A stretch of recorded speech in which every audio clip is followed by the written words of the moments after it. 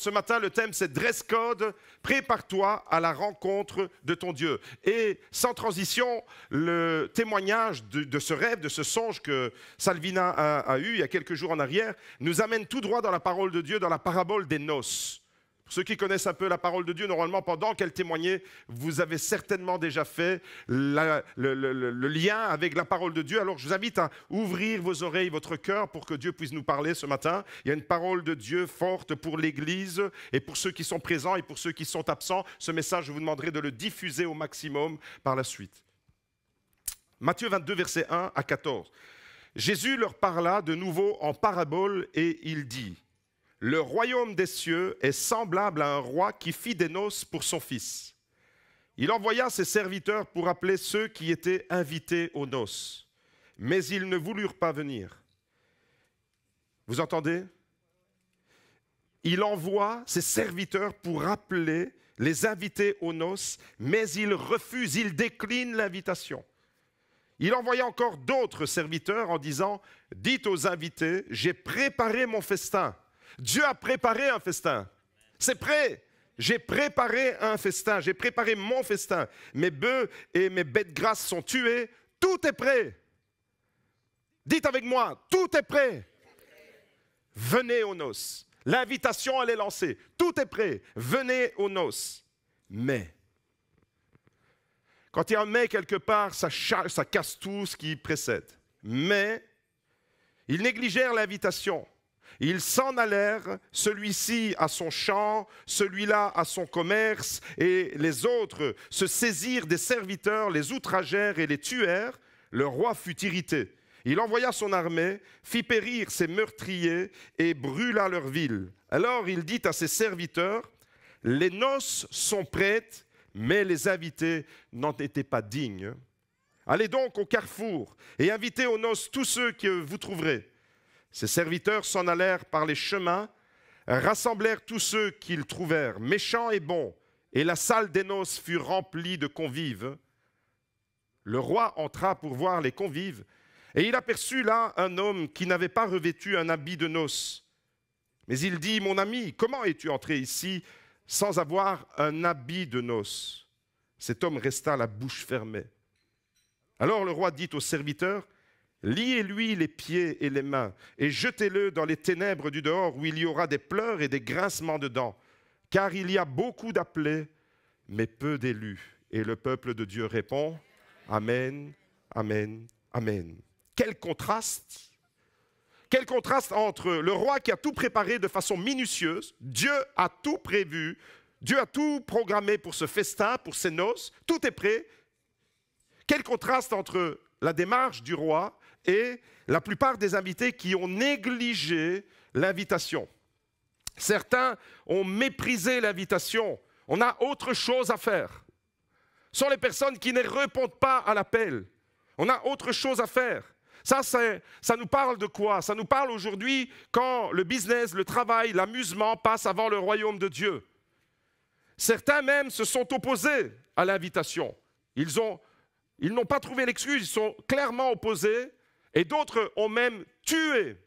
On a entendu aujourd'hui le témoignage de Fardine, 90 coups de fouet parce qu'il a accepté Jésus, 6 mois de prison. Certains chrétiens annoncent l'évangile dans certaines contrées et sont tués. Maintenant, regardez bien les versets 11 et 12. J'attire votre attention, c'est en gras et c'est souligné. Il est question d'un vêtement de noces dans ce récit, un habit de noces. Le roi entra pour voir les convives, c'est-à-dire les invités qui étaient là, et il aperçoit une anomalie. Il aperçoit un homme qui n'avait pas revêtu un habit de noces. Il lui dit, « Mon ami, comment es-tu entré ici sans avoir un habit de noces ?» Et cet homme resta la bouche fermée. Vous avez déjà remarqué que dans la vie, il y a des vêtements de circonstance? On a des vêtements de circonstance pour à peu près tout. Par exemple, ma fille Elisa, elle a la capacité de se transformer en un instant. Vous faites comme ça, pam, elle se transforme. De princesse toute belle, maquillée, coiffée et bien habillée, en très peu de temps, elle peut se transformer en fermière avec des vêtements d'étable, des grosses bottes pour marcher dans la boue, pour aller prendre soin de ses chevaux. Regardez comment elle peut basculer de la super nana qu'elle est à la fermière avec ses grosses bottes. C'est la même personne, mais elle a des tenues de circonstance. Vous ne l'imaginez pas comme dans la photo de gauche en train de s'occuper de son cheval. Et vous ne l'imaginez pas un gars-là habillé comme ça avec ses grosses bottes pleines de boue. Mes amis, c'est la même personne. Et j'aimerais vous dire ce matin, il y a des vêtements de circonstance que vous portez à différents moments de votre vie. Et il y a un dress code. Si par exemple vous devez aller à la montagne pour skier et que vous préparez votre valise, mais que vous avez une autre valise et vous prenez votre valise avec vos vêtements, celle que vous aviez prévue pour aller à Torrelapillo, vous allez avoir un problème parce que vous n'allez pas vous retrouver avec les vêtements qui sont adéquats, le vêtement approprié. À Torrelapillo, vous n'avez pas besoin de la combinaison pour faire du ski. Vous avez besoin de t-shirts, de shorts, de lunettes de soleil, de quelque chose pour vous couvrir du soleil parce que le soleil frappe. Vous avez besoin de vêtements légers. On a des vêtements comme ça de circonstances. Et les femmes mariées, est-ce qu'il y a des femmes mariées ce matin? Levez la main. On peut applaudir les hommes, vous pouvez applaudir vos femmes. Et il y a des femmes qui vont se marier, il est question de mariage. J'annonce qu'il y aura des mariages. J'annonce encore, prophétiquement, il y aura des mariages. Amen. Acclamons le Seigneur. Un encouragement pour les célibataires dans l'Église. Un encouragement pour ceux qui ne sont pas encore mariés, hommes et femmes. Ce matin, les femmes mariées, levez la main s'il vous plaît. Tenez-vous debout, on va vous mettre à l'honneur pour tout ce que vous accomplissez dans vos maisons, dans vos familles. Merci Dieu de nous les avoir donnés. Merci aux mamans, merci aux sœurs, merci aux filles qui se marient. Les femmes mariées, soyez bénies.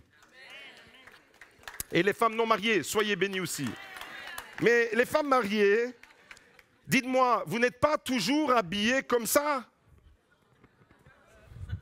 Vous imaginez, vous allez au bureau comme ça, vous venez au culte, toutes les femmes en robe blanche, robe de mariée, robe princesse. Il y a un vêtement de circonstance. Cet habit, un habit de noces, vous l'avez porté le jour de votre mariage. Ici, ça c'est une photo pour aller à Torrelapillo. En short, en t-shirt, il fait bon. Là-bas, c'est une combinaison pour aller à la montagne. Et il y a comme ça des événements qu'on organise avec les organisateurs qui exigent un dress code. Dress code, tenue noir et blanc par exemple, le pantalon noir et le dessus chemise blanche. Il y a comme ça des événements avec des dress codes. Et j'aimerais vous dire ce matin, dans le ciel il y a un dress code. Dans le ciel on ne se présente pas n'importe comment. Dans le ciel il y a un dress code. Dans chaque sport, regardez ici notre belle équipe de football qui gagne toujours.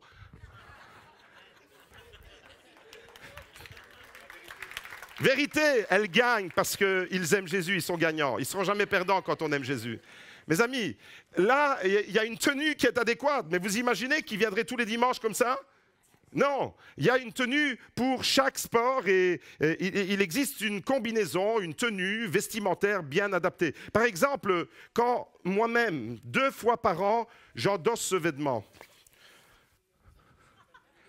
Quand je mets ça 2 fois par an, pasteur, tout le monde au GLC Beaudour, tous ceux qui connaissent la famille GLC Beaudour savent que si je mets ça, ça veut dire qu'on va manger quoi? Qu'est-ce qu'on va manger? Des boulets, sauce lapin. On peut applaudir le cuistot s'il vous plaît. Ça c'est ma tenue, mais je ne viens pas tous les dimanches comme ça, 2 fois par an. Et quand l'équipe me voit débarquer, même si j'ai rien dit, ils savent que c'est moi qui serai au fourneau ce jour-là.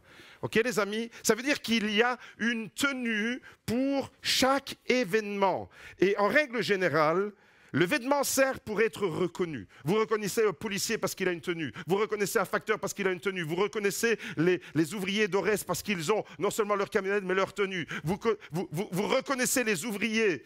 Vous reconnaissez les gens à leur tenue. Mais aussi, le vêtement, il sert à te protéger. On a des vêtements spéciaux qui sont des protections.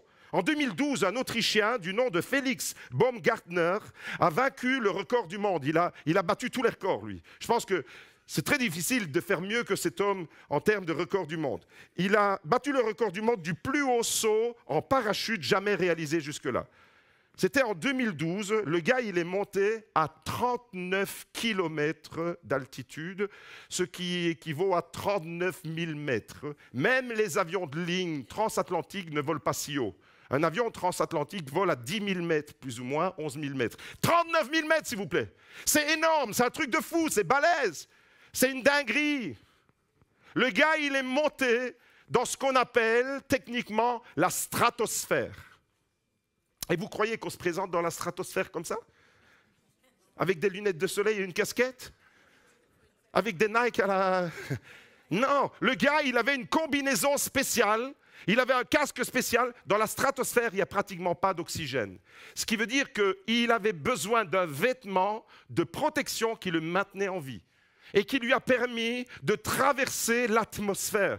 Et normalement, quand tu traverses l'atmosphère, eh bien là, il se passe quelque chose, c'est que même les météorites, ils sont désintégrés. Vous voyez, donc, il avait une combinaison, il avait un vêtement qui lui a permis de monter 39 000 mètres. C'est juste énorme. En fait, c'était impossible de survivre sans combinaison, un vêtement adéquat, un dress code, si vous voulez, pour survivre à une telle épreuve. Quand il est monté à 39 000 mètres d'altitude, il faisait moins 70 degrés là-bas. Vous comprenez qu'il a besoin d'être équipé. Il avait besoin de cette combinaison spéciale qui lui a sauvé la vie et qui lui a permis de remporter le record du monde. Regardez la chute de ce gars en VTT.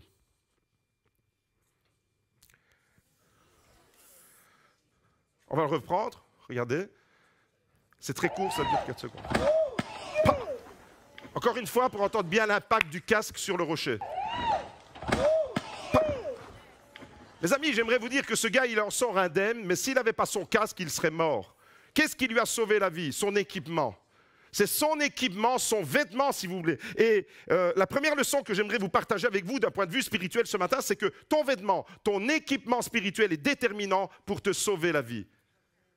Ton équipement spirituel, il y a une combinaison spirituelle, il y a un vêtement de noces pour demeurer dans la maison éternelle de Dieu, dans les noces. Tu ne te présentes pas comment, et c'est comme ça que Dieu a parlé dans le songe. Salvina n'était pas préparée pour ses noces. Salvina n'était pas prête, elle n'avait pas le vêtement adéquat, elle n'était pas dans le dress code. Et tout le monde essayait de l'influencer, elle disait, mais c'est pas grave, tu peux... Non. Dieu lui a parlé dans ce rêve, Dieu a parlé à Maïté dans ce rêve. Sans le dress code, sans le vêtement, tu ne peux pas rester dans la présence de Dieu. Alors de quoi il s'agit? On va parler de vêtements ce matin. Le seul vêtement valable, le seul équipement valable qui nous assure la vie éternelle et la gloire de Dieu à tout jamais et pour l'éternité, c'est Jésus. C'est lui notre dress code. Mon dress code s'appelle Jésus. Mon dress code, c'est Jésus. Je dois me revêtir de Jésus. Galates chapitre 3, verset 26. Vous êtes tous fils de Dieu par la foi. En fait, nous ne sommes pas tous des enfants de Dieu. Nous sommes tous des créatures de Dieu. Dieu aime tous les hommes. Il y a 7 milliards, un peu plus, de 7 milliards d'êtres humains sur Terre. Dieu aime indistinctement tous les êtres humains et il veut sauver tous les êtres humains. Mais ce n'est pas parce qu'il veut sauver tous les êtres humains qu'automatiquement, l'hypergrâce, l'évangile édulcoré, c'est que tout le monde ira au paradis. Vous savez, des fois, quand il y a quelqu'un qui meurt, je vois même des chrétiens écrire sur Facebook « RIP »,« Rest in peace »,« Repose en paix ». Tu ne sais même pas si le gars, il a donné sa vie à Jésus. Comment est-ce qu'il pourrait être dans la paix? C'est peut-être le début de ses tourments éternels. Et toi, tu écris bêtement « RIP ». Mes amis, ne négligez pas le salut. Le salut, c'est la chose la plus importante que vous ayez à régler. Et ça se règle ici-bas. Tu ne peux pas prendre à la légère le salut. Tu ne peux pas croire que parce que tu es venu une fois dans une église et que tu as allumé un cierge quelque part, que tu vas être sauvé. Tu ne peux pas croire non plus que parce que tu viens peut-être régulièrement dans cette église, que tu es sauvé automatiquement parce que tu viens t'asseoir tous les dimanches ici. Tu ne peux pas croire que parce que peut-être même tu es engagé, tu es sauvé. Le salut, c'est quelque chose de sérieux et tu dois absolument être au clair sur la doctrine du salut. Malheureusement, la Bible nous dit qu'à la fin des temps, il y aura toutes sortes de faux enseignants, de faux prophètes qui vont induire le peuple en erreur et qui vont te dire, mais de toute façon, une fois que tu es sauvé à tout jamais et puis c'est bon. Tu as fait ton expérience une fois avec Jésus, c'est bon, même si après tu tombes dans tous tes travers, tu es sauvé. Mes amis, regardez ce qu'il est écrit ici. Vous êtes tous fils de Dieu par la foi en Jésus-Christ. C'est la foi en Jésus qui fait de nous des enfants de Dieu. C'est par la foi, quand tu reçois Jésus, quand tu reconnais qu'il est ton sauveur, ton Seigneur, quand tu reconnais ce qu'il a fait à la croix, quand tu reconnais qu'il est mort pour tes péchés, qu'il a subi le supplice à ta place et que tu demandes pardon profondément et que tu vis ce que la Bible appelle la métanoïa, c'est-à-dire la transformation de mentalité, la repentance, un changement de direction dans la vie, c'est à ce moment-là que tu deviens un enfant de Dieu. Par la foi en Jésus-Christ, en effet. Vous tous qui avez été baptisés en Christ, l'importance du baptême, vous vous êtes revêtus de Christ. Christ est mon vêtement. Dis-le avec moi, Christ est mon vêtement. Christ est mon vêtement. Si tu n'as pas le vêtement Jésus sur toi au ciel, tu ne rentres pas. Le gars de la parabole, c'est exactement ce qui lui est reproché. Alors, la question ce matin que je dois te poser de la part de Dieu, c'est est-ce que Jésus est vraiment ta couverture? Est-ce que Jésus est vraiment ton vêtement? Est-ce que Jésus est vraiment ta combinaison, celle qui te sauve la vie pour l'éternité? On a vu ici cet Autrichien Félix Baumgartner qui a vaincu le record du monde. On a vu la chute du gars en VTT. S'il n'avait pas son casque, le gars, il aurait eu le crâne fracassé. Il aurait eu le crâne ouvert complètement, vu la violence de l'impact sur le rocher. Son casque lui a sauvé sa vie. Jésus te sauvera la vie. Est-ce qu'il est ton vêtement? Est-ce qu'il est ta combinaison? Est-ce qu'il est vraiment celui qui te revêt? Colossiens chapitre 3, verset 12. Ainsi donc, comme des élus de Dieu. Il y a beaucoup d'appelés, mais peu d'élus. Comme des élus de Dieu, saints et bien-aimés. C'est nous qui sommes les saints. Nous sommes les élus de Dieu. C'est Dieu a posé son regard sur nous. Il a tout accompli. Il a tout préparé.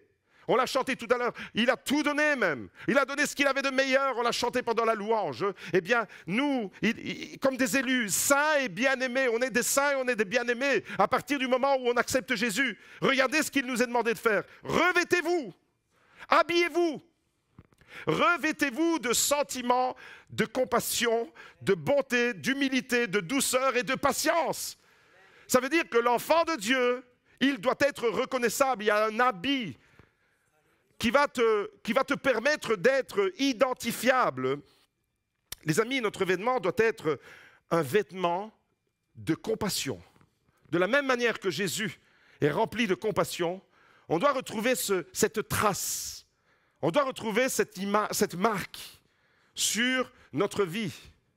Tu ne peux pas te contenter de dire « j'ai accepté Jésus en 1930 et puis j'ai flingué tout le monde qui passait sur mon chemin, mais j'ai accepté Jésus, je suis sauvé, mais entre-temps j'ai déglingué tout le monde. » Mes amis, comme Jésus était revêtu de compassion, de la même manière, nous sommes enfants de Dieu appelés à être revêtus de compassion, d'ardente compassion, des sentiments profonds de compassion, de bonté, d'humilité, de douceur, de patience. Jésus est mon dress code, la sainteté est mon dress code, l'humilité est mon dress code, la compassion est mon dress code, la gloire de Dieu est mon dress code. Et si je n'ai pas ce dress code, si je ne le respecte pas, je vais me retrouver là face à lui. Et comme cet homme de la parabole, je vais être interpellé en disant « Mais hé là, qu'est-ce que tu fais ici? Je t'avais invité, mais tu n'es pas dans la bonne tenue. Tu ne peux pas participer aux noces. » Les noces, c'est l'image de la réjouissance éternelle dans laquelle il nous introduit.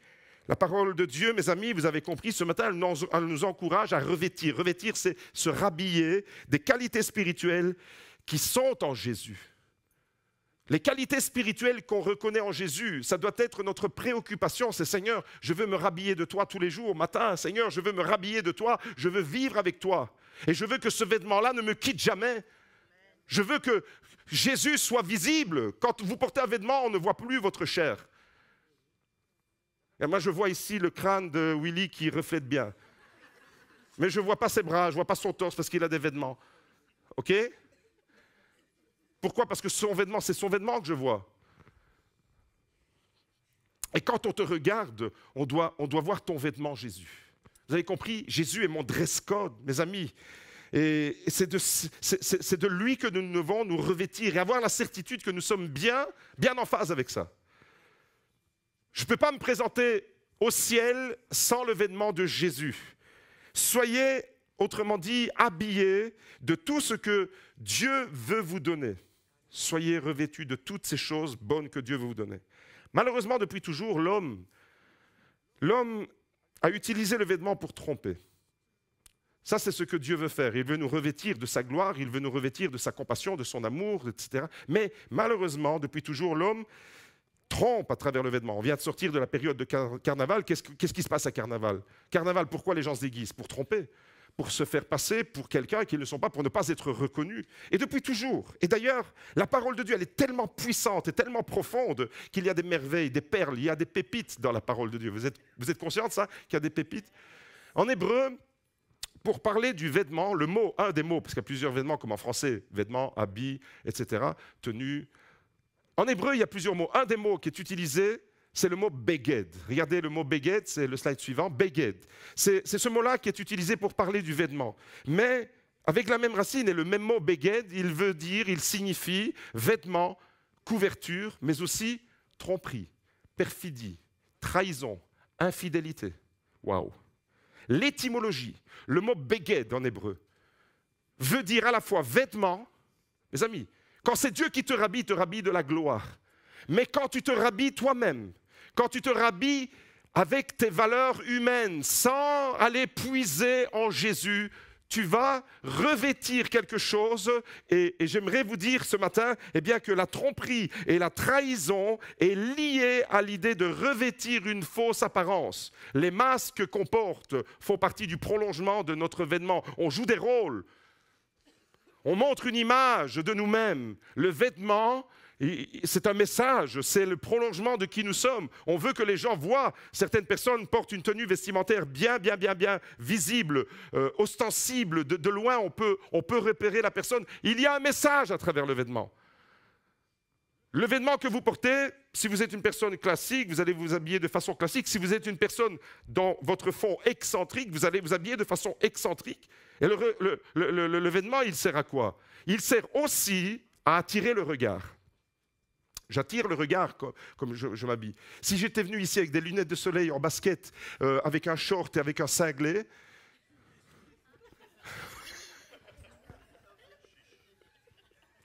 j'aurais attiré votre regard. Mais les regards, je ne veux pas les attirer sur moi, je veux les attirer sur Jésus ce matin.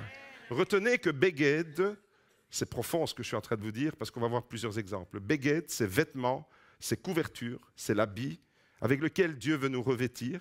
Mais ce même mot, trahison, tromperie, perfidie, infidélité. Dans le jardin d'Éden, Adam s'est confectionné des vêtements avec des feuilles de figuier pour tromper Dieu, pour se cacher. Genèse chapitre 3, verset 7. Regardez ce qu'il est écrit. Une fois qu'ils ont pris conscience qu'ils ont péché, qu'ils ont désobéi, les yeux de tous deux s'ouvrirent, Adam et Ève. Ils prirent conscience du fait qu'ils étaient nus. La nudité, avec le péché, le fait qu'ils étaient nus, ils en prennent conscience, ils ont honte. Qu'est-ce qu'ils vont faire à partir de ce moment-là? Ils vont cacher leur nudité. Ils se firent des ceintures avec des feuilles de figuier cousues ensemble. Et ils vont se cacher ils vont cacher leur nudité. Et remarquez, une fois encore ici, vous allez le voir, le contraste qu'il y a. Quand Dieu va les revêtir, il va amener une autre dimension. Il y a un contraste, encore une fois, entre le vêtement d'Adam, qu'il s'est confectionné lui-même pour cacher sa nudité, pour tromper Dieu, pour essayer de duper Dieu, et puis Dieu lui-même. Genèse 3, verset 7 nous dit que leurs yeux s'ouvrirent et ils se confectionnent des vêtements. Et pourquoi est-ce qu'il se confectionne des vêtements? Parce qu'il a honte. Parce qu'il a envie de cacher une réalité. Parce que peut-être, tout d'un coup, il se sent vulnérable. Moi, j'aime quand ma femme, elle est maquillée. Mais je l'aime aussi quand elle n'est pas maquillée. Mais le maquillage, en général, c'est quoi? Le mascara, c'est quoi le mascara? Est-ce qu'il y a des sœurs ici, on va jouer le jeu, qui oseraient venir au culte sans passer 3/4 d'heure dans la salle de bain? Alléluia, vous êtes toutes des saintes. J'ai rien à dire, j'arrête mon message. Mes amis, en règle générale, on se maquille. On porte du mascara. Voilà. Alors, c'est très joli, j'aime ça. J'aime quand Magda, quand elle sort sans être maquillée, je dis, qu'est-ce que t'as fait? C'est n'importe quoi. Va te maquiller. Fate pulita, fate belle. Mais en règle générale, le maquillage, c'est quoi? C'est pour un peu camoufler peut-être. Avec le maquillage, on peut camoufler. J'ai vu des vidéos qui passent comme ça sur TikTok, Facebook et compagnie, Instagram, où c'est impressionnant avec le maquillage qu'on peut faire. Hein. C'est vraiment impressionnant. Avec le maquillage, allez, je vais pas être méchant, mais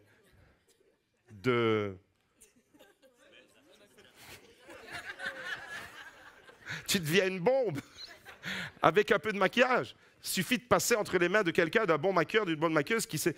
Mes amis, Le maquillage, c'est quoi? C'est le prolongement, c'est le vêtement. On fait passer un message à travers ça. Et Adam, qu'est-ce qu'il fait? Il va cacher sa vulnérabilité et il va cacher sa nudité. Et j'aimerais vous dire qu'ici, on a affaire à quoi? On a affaire au commencement de l'hypocrisie. Si vous voulez savoir quand a commencé l'hypocrisie, c'est là que ça se passe. L'hypocrisie, c'est montrer... Les hypocrites dans la Grèce antique, c'était quoi? C'était des comédiens qui portaient des costumes et qui jouaient des rôles. Okay? Eh bien, ça se passe quand? Le démarrage de l'hypocrisie. Il n'y avait pas d'hypocrisie dans le monde que Dieu a créé. Il n'y avait pas d'hypocrisie, il y avait la perfection. Mais le péché a tout déréglé. Et maintenant, Adam, il doit s'habiller, se cacher, jouer un rôle. Et c'est malheureusement, eh bien, toutes les relations faussées qu'il y a dans l'humanité depuis toujours. Toutes les relations faussées qu'il y a dans les familles, dans les maisons, entre frères et sœurs, entre collègues, entre amis, entre frères et sœurs dans l'église, des relations faussées où on joue un rôle, on a une image, on a un vêtement. Eh bien, avec Adam, ici, on a affaire au commencement, au démarrage de l'hypocrisie. Le vêtement, qu'est-ce qu'il est? Pour Adam, ici, le vêtement, il est une dissimulation pour cacher un défaut, montrer une image qui ne correspond pas à la véritable nature. Mais avec Dieu, c'est complètement différent. Dieu va revêtir maintenant Adam. Regardez ce qui se passe. Genèse 3, verset 21. Il est écrit, « L'Éternel Dieu fit à Adam et à sa femme des habits de peau dont il les revêtit. » Ce texte, il est extraordinaire. Je pourrais passer 2 heures dessus, rien que sur ça. Des habits de peau pour les revêtir. Je ne vais pas rentrer dans l'interprétation que les rabbins font parce que c'est extraordinaire ce texte. Alors je vais vous la donner quand même. Mais ne retenez pas tellement celle-là, mais elle est géniale. C'est que quand Dieu a créé Adam, c'était des êtres de lumière. Le péché, qu'est-ce qu'il a fait? Eh bien, il a terni. Et Dieu, qu'est-ce qu'il il les a revêtus de notre peau. C'est ce texte-là, pour certains rabbins, parle de la peau. C'est ça notre vêtement. On était des êtres de lumière, mais le péché a éteint cette lumière d'une certaine façon et il nous a rhabillés de cette peau. Ça, c'est une interprétation. Deuxième interprétation, celle qui est beaucoup plus christocentrique, qui nous amène vers Jésus, c'est qu'il les rhabille de vêtements, d'habits de peau. Ça veut dire qu'il y a un sacrifice quelque part. Et ce que Dieu fait ici, retenez, ça c'est important, ce que Dieu fait pour rhabiller Adam, c'est une protection. Ce n'est pas une dissimulation, Dieu sait quelle est la nature de Nathan, ce qu'il a fait, etc. Il n'a pas besoin, Dieu, tu ne le trompes pas, mais Dieu veut protéger. À travers le vêtement, il va les revêtir. Okay? Et c'est une protection, mais ça implique un sacrifice. Il y a des peaux, ça veut dire qu'un animal est sacrifié. Et ça nous ramène à Jésus. Revêtez-vous de Jésus, c'est parce que Jésus a été cette peau, cet animal blessé, cet agneau de Dieu immolé, celui qui est monté sur la croix, et son vêtement, maintenant, je peux me l'endosser. J'ai été dans le baptême, nous dit l'apôtre Paul, on l'a lu le texte. Nous avons été par le baptême, nous avons été revêtus de Christ, c'est-à-dire dans sa mort, le sacrifice, il a fallu, là déjà, dans Genèse 3, 21, on parle déjà prophétiquement du sacrifice de Jésus. Et c'est lui qui va me revêtir. Il a fallu pour couvrir notre honte, notre nudité, pour couvrir tout ce que le péché est venu dérégler, il a fallu que Jésus meure. Il a fallu un sacrifice. Il a fallu que le Fils de Dieu, l'époux, avant d'être l'époux a été l'agneau de Dieu immolé pour toi et pour moi. Et tu ne peux pas te présenter devant l'époux si tu as négligé l'agneau. Le sacrifice de Jésus. Tu te revêts du sacrifice de Jésus, des valeurs de ce que Jésus a fait. La peau, c'est à la fois, donc vous l'avez compris, une protection et le sacrifice.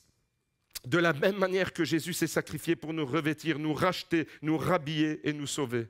On voit ici, premier exemple, qu'Adam, qu'est-ce qu'il fait?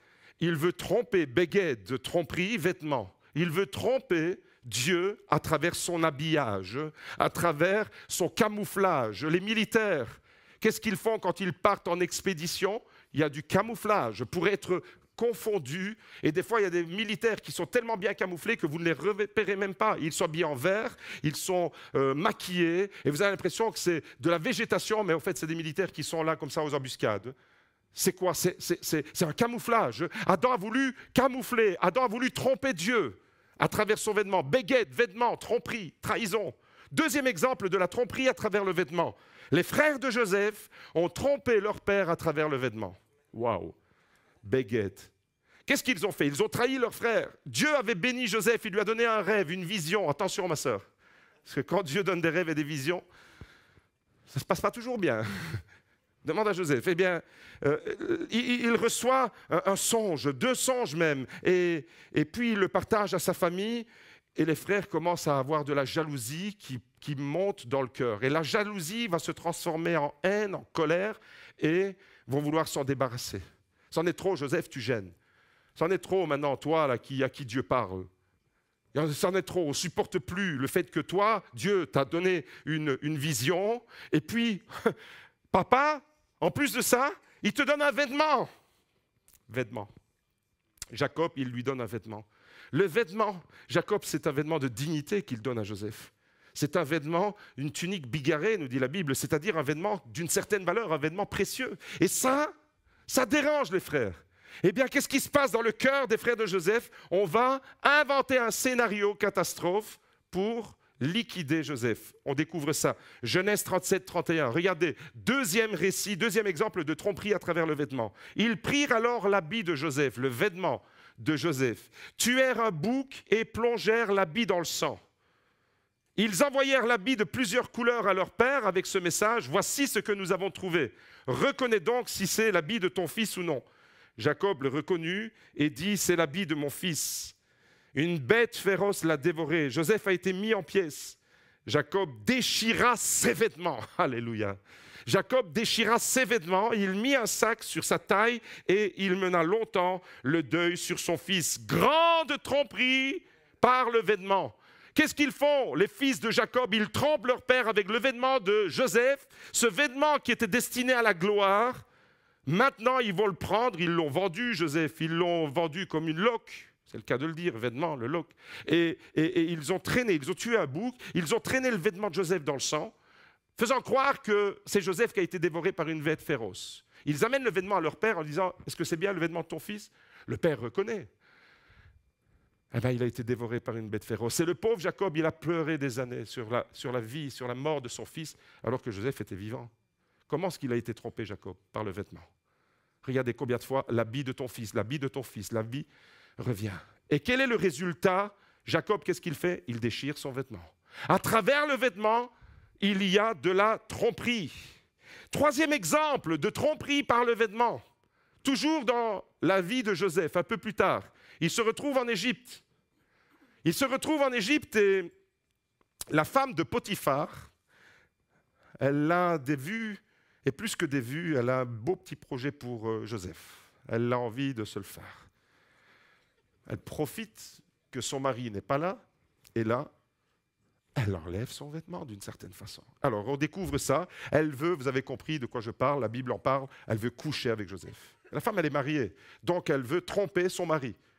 Elle veut tromper son mari. Elle est dans la trahison, cette femme. Okay? Regardez ce qu'il est écrit, Genèse 39, verset 11. Un jour, elle le saisit par quoi, dites-le avec moi? Elle le saisit par son vêtement.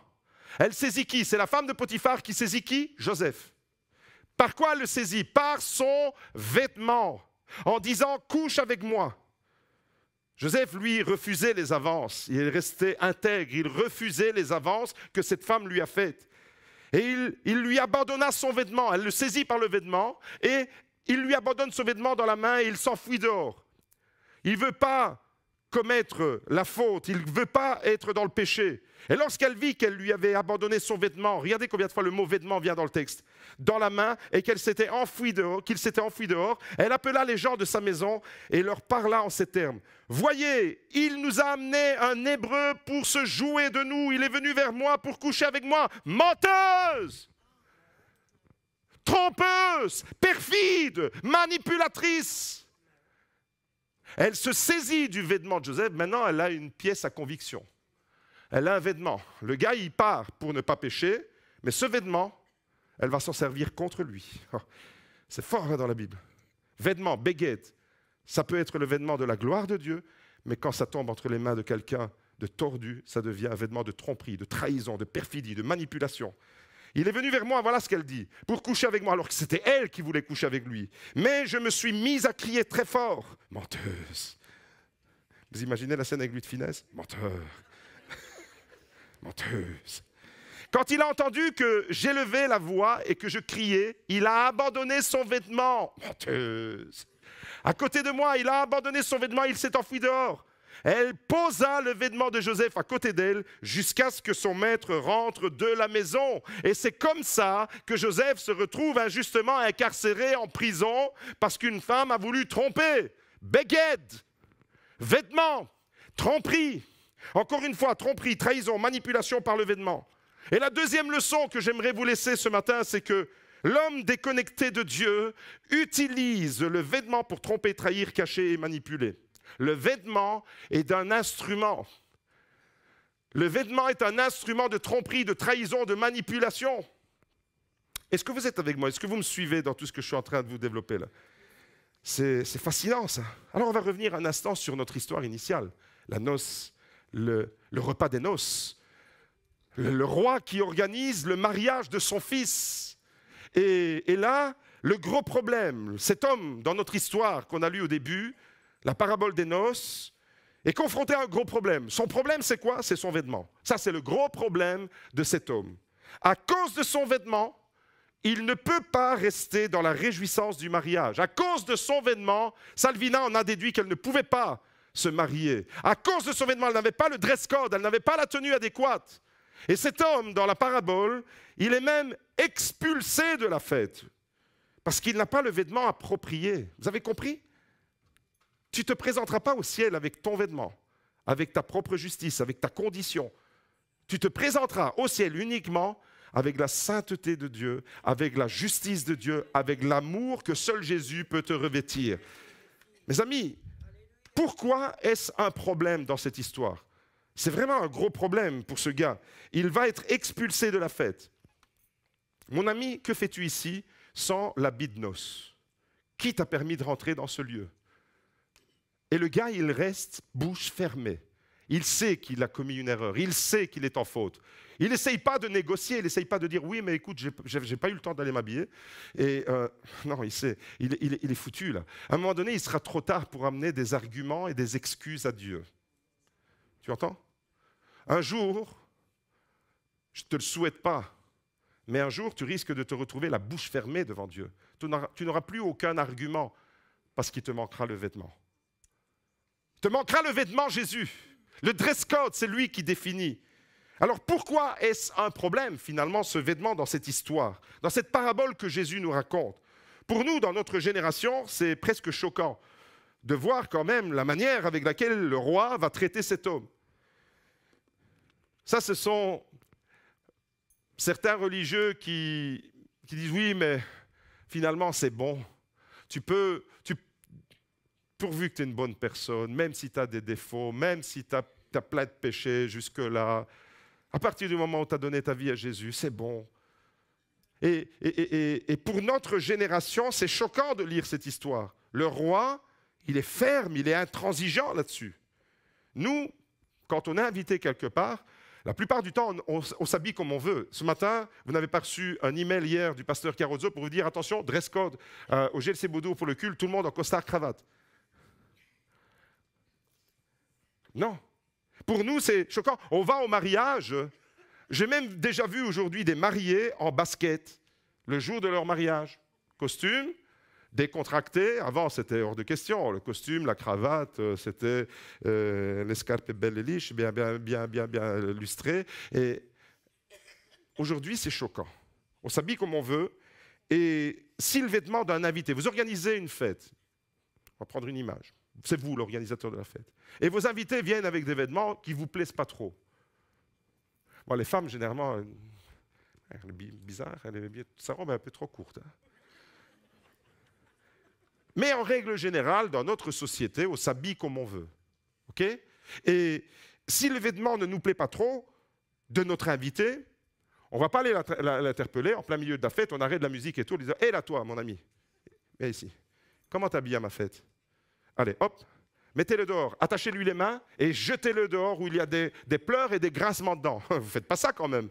Rassurez-moi, parce que sinon, je ne viendrai jamais à aucune de fête que vous allez organiser. Je peux quand même venir à votre fête habillé comme je veux? Oui? Invitez-moi alors. Mais ici, dans cette histoire, c'est complètement différent. Moi, j'imagine la scène, là. Et toi, là, toi, tu es organisateur d'une fête, et tu dis à tes invités, hé, toi là, François Lambrouille, j'aime pas ton vêtement là, allez, dégage dehors. Vous imaginez, dans notre culture moderne, c'est même pas imaginable, c'est même pas concevable. Et en plus, tu ne vas pas sortir dehors comme ça, ne crois pas que tu vas de la couler douce. On va t'attacher les mains et les pieds, on va te jeter, et là, tu vas souffrir. Ne m'invitez jamais à une de vos fêtes, s'il vous plaît. Je viens comme je veux. Mes amis, la vérité de ce texte est beaucoup plus profonde que ça. C'est beaucoup plus profond. Le texte ici nous parle d'autre chose. Ce texte ne doit pas être lu avec une lecture superficielle. Ce texte nous amène beaucoup plus en profondeur. À l'époque de Jésus, il faut comprendre la culture. Dans les mariages à l'époque de Jésus, et les rois, principalement les rois quand ils mariaient leur fils. C'était un événement intergalactique. Quand un roi marie son fils, c'est the rencontre, mais pas à Mulhouse, c'est the rencontre au ciel. C'est waouh, on envoie du lourd, c'est the événement. Quand un roi va préparer les noces, il prépare tout. Et on l'a vu déjà dans le détail, tout a été pensé, tout a été préparé. Il a invité ses invités, il les a eus. Eh bien, à l'époque de Jésus, quand un roi mariait son fils, c'était le père, c'est-à-dire ici le roi, qui offrait l'événement à ses invités. C'était le père qui offrait l'événement à tous les invités, à ceux qui avaient les moyens et à ceux qui n'en avaient pas.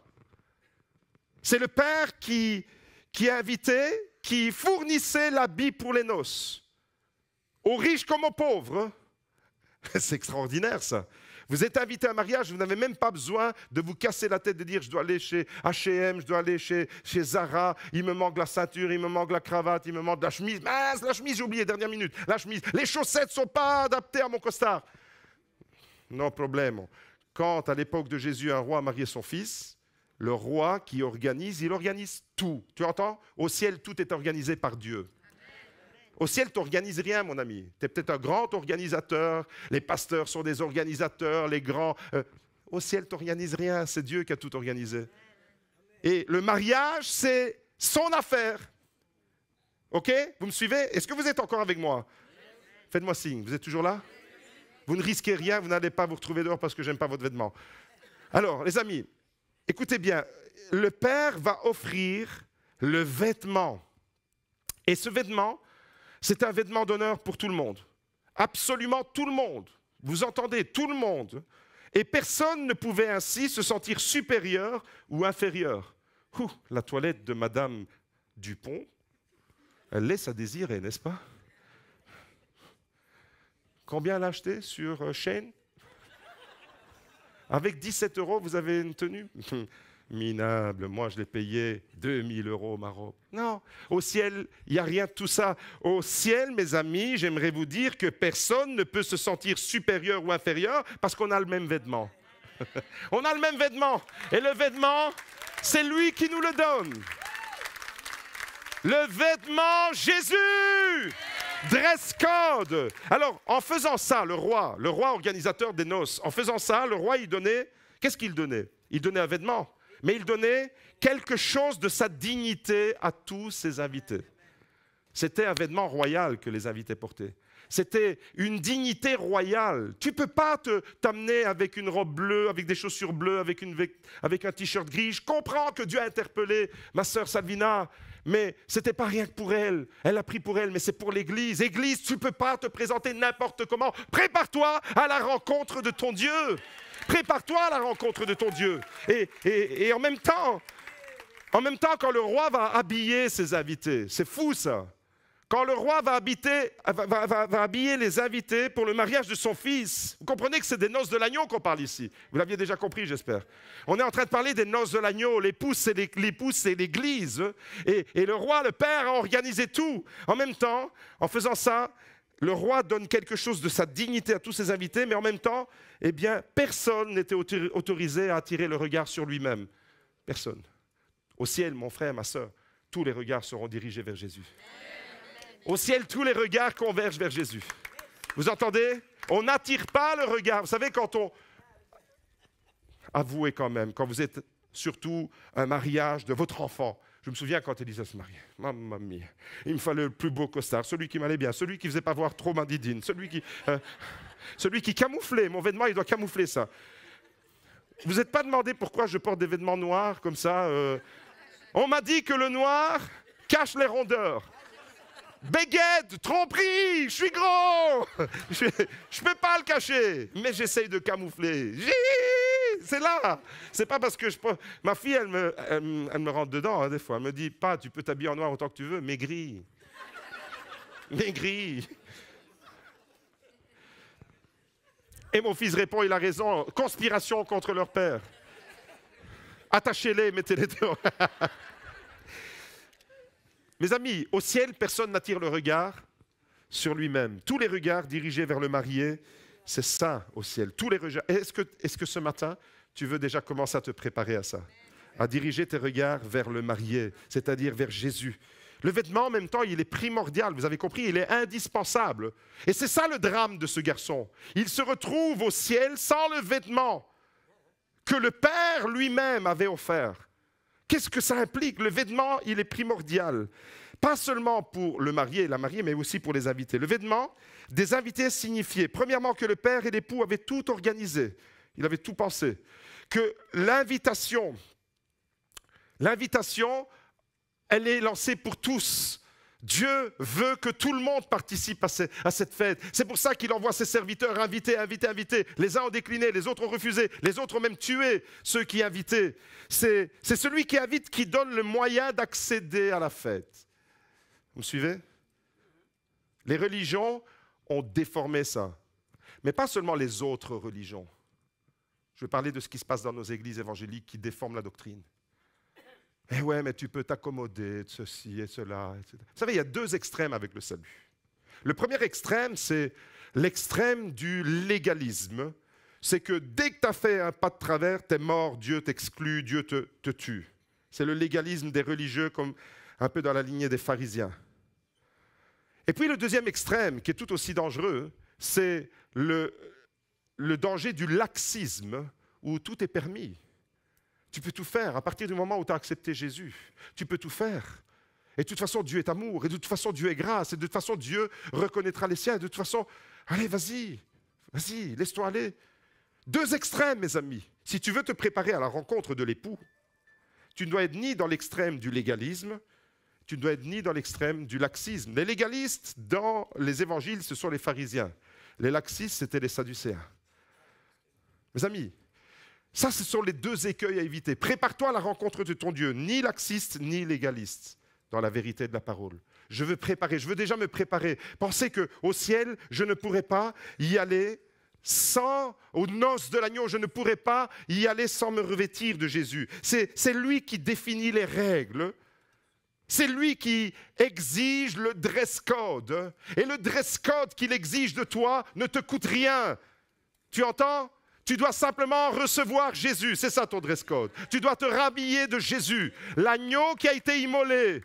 C'est lui qui va te couvrir maintenant, c'est lui ta protection. Et c'est lui qui va décider de toute l'organisation. L'événement, c'est en même temps un signe de respect. On se revêt de la gloire de Dieu et de préparation. Parce que à la maison, les invités devaient quand même se préparer. Et là, ils ne s'étaient pas préparés. Cet homme qui reçoit le vêtement avait négligé.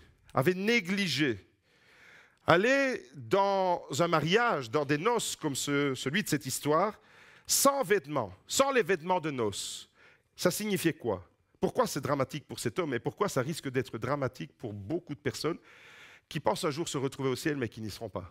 Et puis il y a des gens qui pensaient ne pas y aller, vont se retrouver au ciel. Ce qui est dramatique dans cette histoire, c'est que ce gars, il se présente sans la tenue, vous l'avez compris, c'est tout le message de ce matin. Ça signifie quoi? Aller aux noces sans le vêtement des noces. Premièrement, ça signifie que la personne, elle prend à la légère l'invitation et les choses de Dieu. Prendre à la légère la gloire de Dieu. Prendre à la légère ce que Dieu veut, la volonté de Dieu. Prendre à la légère, s'accommoder. Vous savez, des fois, j'entends des réactions qui me surprennent. Ouais, mais, pasteur, tu me dis ça, mais tout le monde le fait. Ok, si pour toi, tout le monde le fait égal, je peux le faire, tu n'as rien compris à Jésus. C'est pas tout le monde le fait, alors je le fais aussi. C'est qu'est-ce qu'il dit Jésus? Qu'est-ce qu'il veut Jésus? Comment est-ce que je peux rester avec ce vêtement? Je dois le préparer. Ce vêtement, vous savez, vous l'avez déjà reçu le vêtement des noces. Vous l'avez déjà? Ce n'est pas quand vous allez mourir que vous allez le recevoir. Vous l'avez déjà le vêtement. Vous devez l'entretenir ce vêtement. Vous devez l'entretenir ce vêtement. Vous devez le préparer ce vêtement. Vous devez l'entretenir, c'est-à-dire en prendre soin, de dire Seigneur, c'est avec ce vêtement-là que je vais me présenter devant toi. Je ne veux pas me retrouver nu, je ne veux pas me retrouver avec un vêtement plein de taches, je ne veux pas me présenter avec un vêtement à moitié déchiré. Non, non.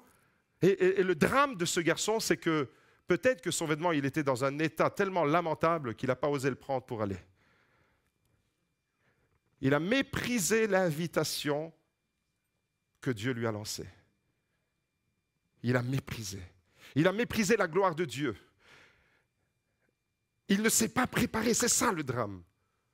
Tu vis ta vie comme ça, chrétienne, et ok, j'ai accepté Jésus, de temps en temps tu fais une apparition à l'église parce que tu te dis, ça me ferait quand même du bien d'aller à l'église, ça fait quand même 3 ans et demi que j'y mets plus les pieds, il est temps quand même que j'y aille. Et puis tout d'un coup, ta conscience, elle est apaisée. Les amis, non. Une chose est certaine, au ciel, il n'y aura pas de nudistes. Il n'y aura pas de nudistes. Au ciel, il n'y a pas de nudistes. J'espère qu'il n'y a pas ici des gens qui aiment bien aller dans les plages un peu bizarres, mais au ciel, il n'y aura pas de nudistes. Au ciel, il n'y aura que des gens qui seront habillés de Jésus. Ce n'est pas Giorgio Armani, ce n'est pas Pierre Cardin, ce n'est pas Yves Saint Laurent, c'est Jésus. La griffe, la signature, Jésus. Ton vêtement, il a la signature de Jésus, mes amis. C'est un vêtement précieux. Il te revêt. Et au ciel, il n'y a pas de nudistes. Sans le bon vêtement, tu l'as compris, tu ne peux pas aller au ciel. Alors écoute-moi bien ce matin. Pour aller au ciel, le seul vêtement dont tu as besoin, je veux l'entendre ce matin, c'est Jésus. Le seul vêtement dont tu as besoin. Et tu dois garder ça. Tu dois garder. Mais attention, quand tu dis Jésus, attention de ne pas tomber dans une forme de mysticisme. Quand tu dis Jésus, c'est Jésus et tu dois te revêtir des ardentes compassions, comme Jésus, de l'humilité comme Jésus, de la sainteté comme Jésus. Sans la sainteté, nul ne verra le Seigneur. Sans la sainteté, nul ne verra le Seigneur. Tu entends? Tu dois t'habiller du vêtement de sainteté. Tu dois rechercher la volonté de Dieu. Et si tu tombes, tu dois te repentir et tu dois dire, Seigneur, mon vêtement, il a pris une tache. Je vais vite le nettoyer pour ne pas que ce soit plus grave.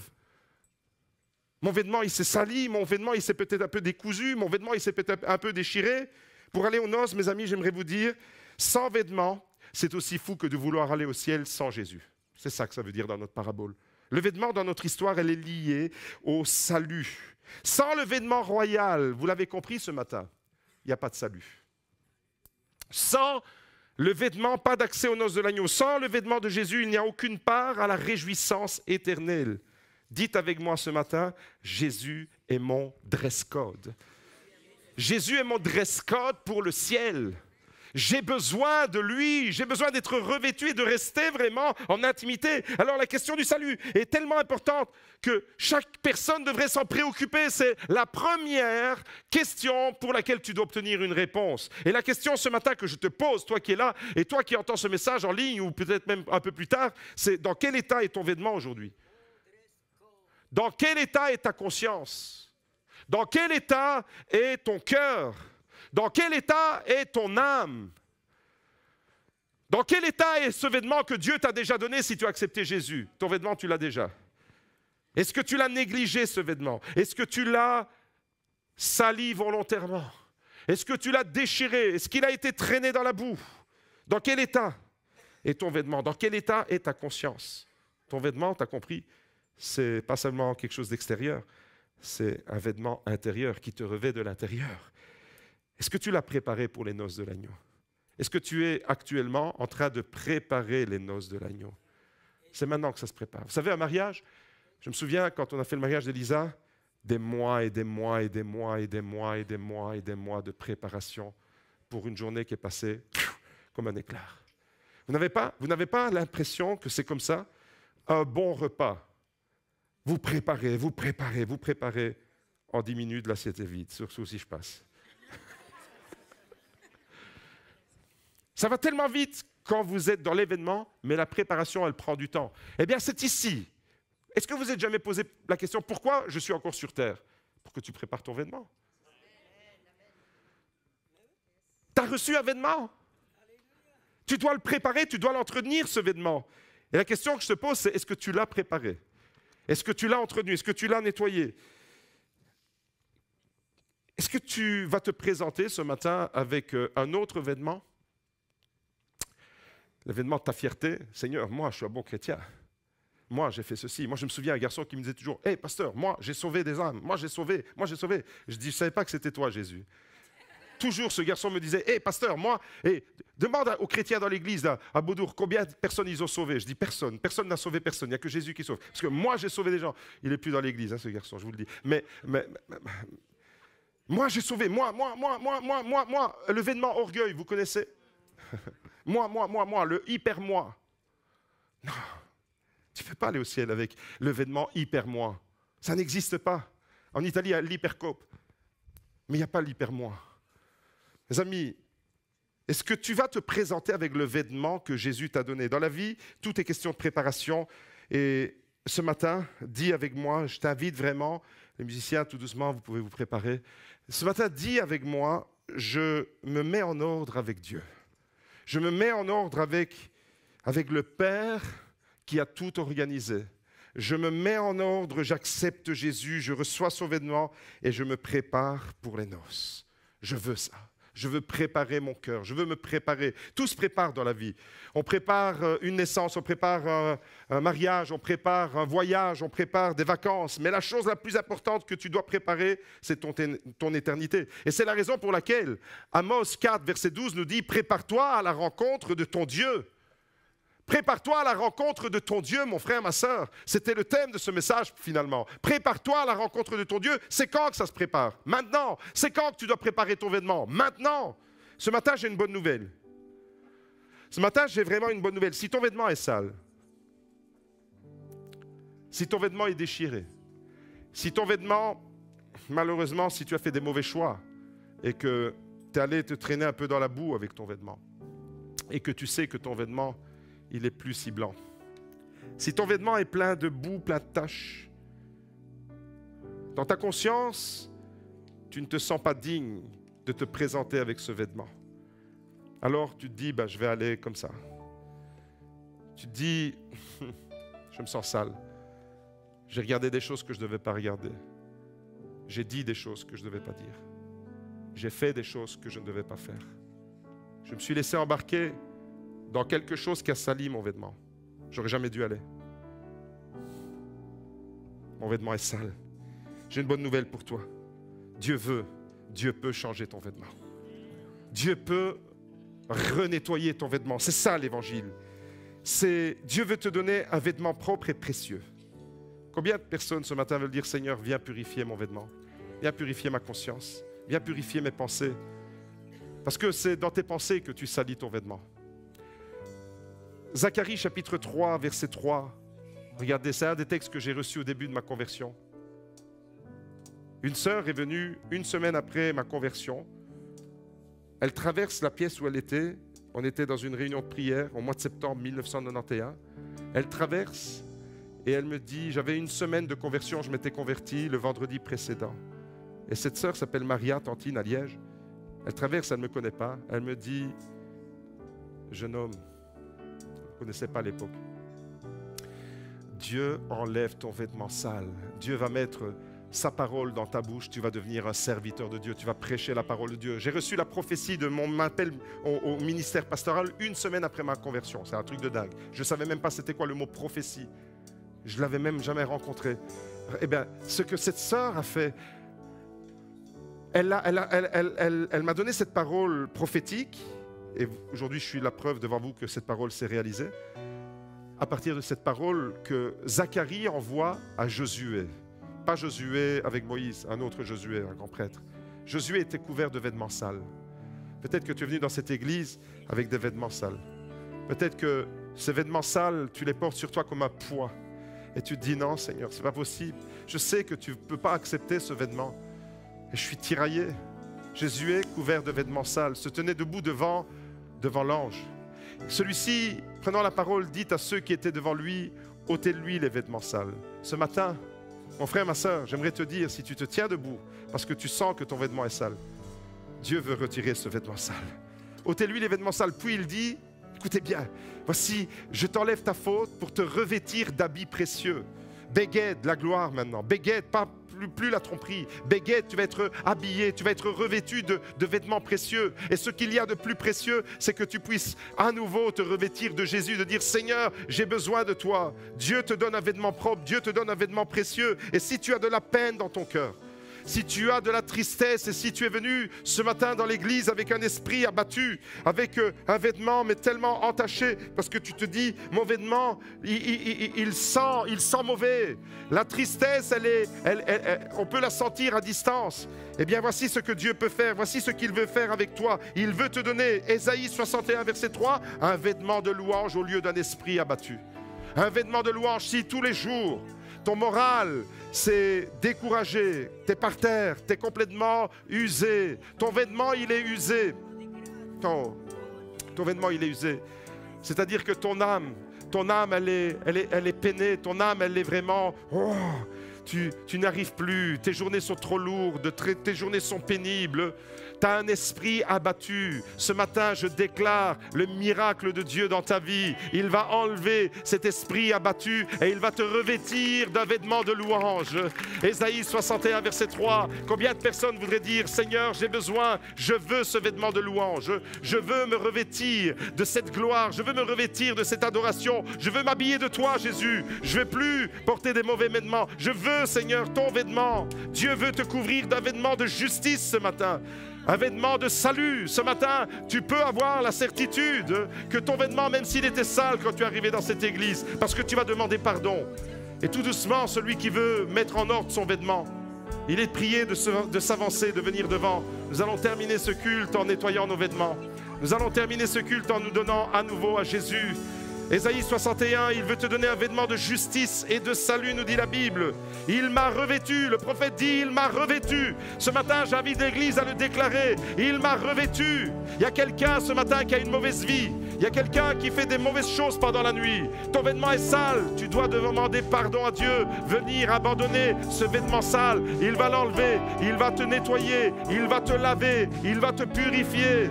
Ce vêtement, c'est un vêtement de justice. Ce vêtement, c'est un vêtement d'amour. Un vêtement de sainteté. Un vêtement de gloire. Et il n'y a qu'avec ce vêtement-là que tu pourras entrer au ciel.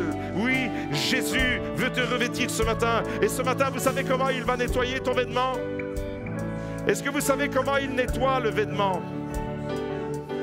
Il nettoie le vêtement avec son sang. C'est ce que l'Apocalypse nous dit. Apocalypse 7, verset 14. Regardez, ils ont lavé leur robe. Ce matin, est-ce que tu peux dire, Seigneur, tu viens laver ma robe, tu viens laver mon vêtement. Oh, alléluia, Jésus est mon vêtement. Cette femme atteinte d'une hémorragie dans l'évangile, regardez ce qu'elle fait. Jésus, il portait un vêtement dans l'évangile. Il portait le talit. Regardez ce qu'il portait. Il portait ceci, comme bon juif qu'il était. Jésus était comme ça. Ce vêtement, c'est le talit. Et cette femme dit, si seulement je puis toucher le bord de son vêtement, c'est-à-dire les franges de son vêtement. En hébreu, les tzitzit, qui nous ramènent à la parole de Dieu, je serai guéri. Si tu t'approches du vêtement de Jésus, il va te guérir. Ce matin, il est le Dieu qui restaure. Il est le Dieu qui lave. Il est le Dieu qui purifie. Il est le Dieu qui change ton vêtement. Il n'y a pas de tache qu'il ne puisse en aucun cas supprimer de ton vêtement. Il veut te... Regardez ce qu'il est écrit. Ils ont lavé leurs robes et les ont blanchies. Ce matin, ta robe elle est sale, tu peux la blanchir dans le sang de l'agneau. L'agneau, c'est celui qui est l'époux dans l'Apocalypse. Apocalypse 3, verset 5. Le vainqueur sera habillé de vêtements blancs. Est-ce que ce matin tu peux dire, Seigneur, je veux être parmi les vainqueurs. Je veux porter ce vêtement blanc. Je veux être sûr de porter ce vêtement blanc. Mon vêtement est sale dans ma conscience. Mon vêtement, je ne peux pas rester avec ce vêtement. Dieu te dit ce matin, n'attends pas qu'il soit trop tard. Avance-toi, viens. Viens devant, viens devant. Il y a des gens encore qui sont là. L'Esprit me dit qu'il y a encore des gens qui doivent venir et mettre en ordre leur vie. Demandez pardon. Viens jeter ton vêtement comme ça. Viens jeter ton vêtement. Ce vêtement qui est sale peut-être. Seigneur Jésus, je ne suis pas capable moi-même de le nettoyer. Ce vêtement, il est trop sale. Regardez, il est tout sombre. Seigneur, je le jette à tes pieds. Je jette mon vêtement devant toi. Seigneur, j'ai besoin de toi. Viens me revêtir de toi. Viens.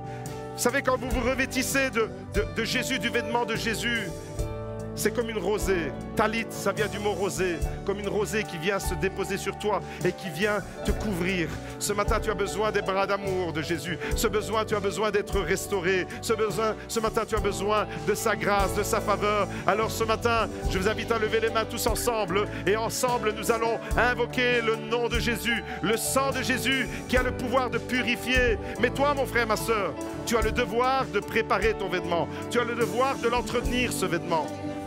Entretiens ton salut, c'est ça que ça veut dire. Jésus, mon dress code pour le ciel.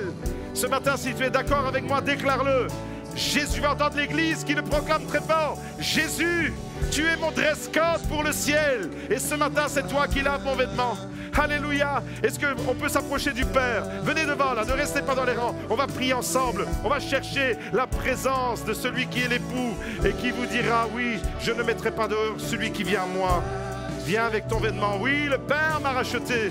On va le chanter, on va le proclamer ce matin. Conduis-moi. Conduis-moi dans ta présence. Guide-moi vers ta gloire.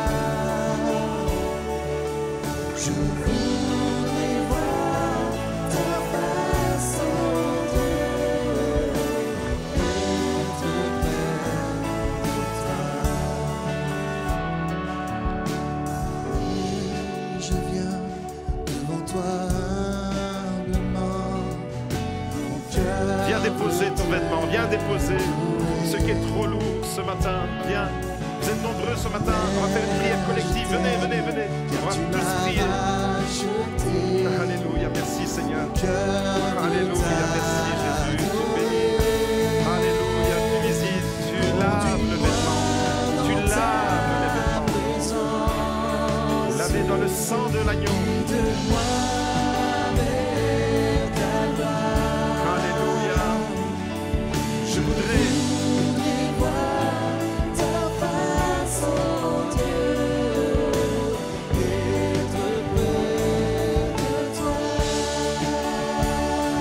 Conduis-moi dans ta présence. Guide-moi vers ta gloire. Je voudrais voir ta face, oh Dieu, être près de toi. Alléluia. Conduis-moi dans ta présence, Seigneur. Merci. C'est toi qui me ravis. C'est toi qui me révèle. C'est toi, Seigneur, et toi seul. Alléluia. Merci, Jésus. Gloire à ton nom, Seigneur. Alléluia. Alléluia. Merci, Seigneur. Être près de toi. La musique va continuer. On va invoquer le nom de Jésus ce matin. Faites monter cette prière dans le nom de Jésus. Dis-lui, Seigneur, ce matin, si c'est la toute première fois que tu t'avances ce matin, c'est Joséphine, hein? J'ai retenu ton prénom, hein? D'accord. C'est la toute première fois que tu viens dans la maison de Dieu. Et c'est la première fois et tu t'avances ce matin. Est-ce qu'on peut applaudir Joséphine? Toute première fois qu'elle est dans la maison de Dieu. Viens, Joséphine. Est-ce que tu peux dire avec moi, Jésus-Christ, tu es mon sauveur, tu es mon Seigneur. C'est toi qui viens me donner le vêtement de justice, le vêtement d'amour. Tu me pardonnes, tu me laves de mes péchés. Et je pourrais me présenter devant toi, pas parce que je suis meilleur que quelqu'un d'autre, mais seulement parce que toi, tu t'es sacrifié pour moi. Amen. Seigneur, merci. Merci Seigneur pour Joséphine. Merci Seigneur pour sa présence ici. Merci toute première fois qu'elle vient dans ta maison. Elle est là devant Seigneur et elle reçoit ton amour. Elle reçoit ta justice, elle reçoit, Seigneur, son salut maintenant. Bénis-la, remplis-la de toi, remplis-la, Seigneur, de ton esprit, remplis-la de cette passion, Seigneur, que seul toi peux donner. Merci pour le vêtement blanc que tu lui donnes, au nom de Jésus. On va prier encore, continuez les musiciens s'il vous plaît, restez sur la même mélodie. On va continuer avec cette merveilleuse atmosphère dans laquelle nous sommes ce matin. Il y a quelque chose que tu dois abandonner. Lâche, abandonne ta mauvaise vie, abandonne tes mauvais choix. Tu dois marcher dans la sainteté, tu dois marcher dans la vérité. Tu ne peux pas avoir un pied dans la sainteté et un pied dans le péché. Tu dois être entière. Tu dois absolument être entier pour Jésus. Ce matin, dis-lui, Seigneur, je ne me sens pas capable. Malheureusement, mon vêtement est abîmé. Malheureusement, mon vêtement est sale. Malheureusement, mon vêtement a des taches. Mais toi, tu viens enlever ces taches. Tu viens me laver, tu viens me purifier. Fais monter cette prière ce matin. Dis-lui, fais monter cette prière. Dis-lui, Seigneur, c'est toi. Le vêtement, il est prêt. Le vêtement, il est propre. Le vêtement, il est lavé. Le vêtement, il est sanctifié. Tu peux aller aux noces. C'est Jésus qui te dit, tu peux venir aux noces. Non seulement tu es un invité, mais tu es un élu. Tu portes mon vêtement ce matin. Alléluia. Alléluia. Gloria. Caramala Santere. L'église, je veux l'entendre prier. Ne restez pas là comme des spectateurs, s'il vous plaît. Faites monter la prière. Faites monter votre intercession pour tous ceux et toutes celles qui ont besoin. Moi, j'en ai besoin. Mes amis, j'aimerais vous dire une chose, vous qui êtes là. Normalement, vous devriez être ici parce que si moi j'étais là, je serais là avec vous. Parce que j'ai besoin que Dieu vienne encore laver, m'apprendre. J'ai besoin d'être enseigné. Seigneur, qu'est-ce que ça veut dire entretenir mon vêtement? Qu'est-ce que ça veut dire laver mon vêtement? Qu'est-ce que ça veut dire veiller à ce que mon vêtement soit prêt pour ce moment? Seigneur, j'ai besoin que tu viennes laver, j'ai besoin que tu viennes sanctifier. Oh, viens Seigneur, viens ce matin, Saint-Esprit, viens. Oh, ne marche plus un pied dedans, un pied à côté. Ne marche plus un pied dedans, un pied à côté. Un pied dedans, un pied à côté, te laissera à côté. Tu entends mon frère, ma soeur? Celui qui se contente d'avoir un pied dedans et un pied dehors, il restera dehors. Tes deux pieds dedans. Ce matin, tes deux pieds dedans dans la salle des noces de l'agneau avec Jésus, le Seigneur des Seigneurs. Mon dress code, Jésus. Oh, guide-moi dans ta présence. On va le chanter, on va le proclamer. Seigneur, bénis mes frères et mes sœurs. Avec intensité, Église, chante-le. Je veux voir ta face, Seigneur. Être près de toi. Alléluia. Oh, Seigneur. Conduis-moi dans ta présence. Guide-moi vers ta gloire. Je voudrais voir ta face, oh Dieu. Être près de toi. Conduis-moi dans ta présence. Guide-moi vers ta gloire. Je voudrais voir ta face, oh Dieu. Être près de toi. Conduis-moi dans ta présence. Guide-moi vers ta gloire. Je voudrais voir ta face, oh Dieu. Être près de toi. Être près de toi. Alléluia. Vous savez ce que le Seigneur a fait là en ce moment? Je voyais la présence de Dieu qui venait comme une vague à travers sa présence, son esprit, son amour, nettoyer des taches qui partaient des vêtements. Des taches qui partaient. Ce matin, toi qui t'es avancé, aie la certitude. Parce que ça ne dépend pas de toi. si tu as demandé pardon, si profondément tu t'es repenti, si tu as véritablement demandé pardon, ça va se voir. Vous savez comment? Parce que votre vie va prendre une autre orientation. Et si tu l'as vécu ce matin, vous savez, le faux évangile qui envoie les gens à l'enfer, c'est tu demandes pardon et après tu dis, mais de toute façon, t'en fais pas, tu vas pécher encore et puis vas-y, continue à pécher et puis c'est rien et puis comme ça tu joues avec la gloire de Dieu. Non, je ne joue pas avec la gloire de Dieu. Seigneur, je veux garder mon vêtement. Combien sont prêts à dire avec moi, Seigneur, je veux garder mon vêtement? Aide-moi, aide-moi Seigneur, j'ai besoin de ta grâce pour que tu m'aides à garder ce vêtement propre. J'ai besoin de ta grâce, moi-même je n'y arrive pas, j'ai besoin de toi. On va rester encore un instant. Chacun doit faire le point sur l'état de son vêtement ce matin. Je ne voudrais pas que tu sors de ce lieu. Je vois des gens qui parlent à gauche, à droite. Arrêtez de parler, mettez-vous dans la présence de Dieu s'il vous plaît. Ton vêtement, préoccupe-toi de ton vêtement et pas de ce que tu vas faire après-midi. C'est maintenant le moment dans la présence de Dieu. Ne néglige pas ce vêtement-là.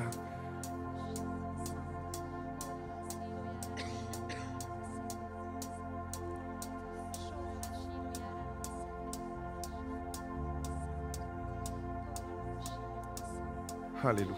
Merci Seigneur. On confirme à travers une vision que notre sœur Catherine a reçue. Quelqu'un qui sautait comme ça dans un trou, il y avait du sang, c'était le sang de Jésus, le sang de l'agneau.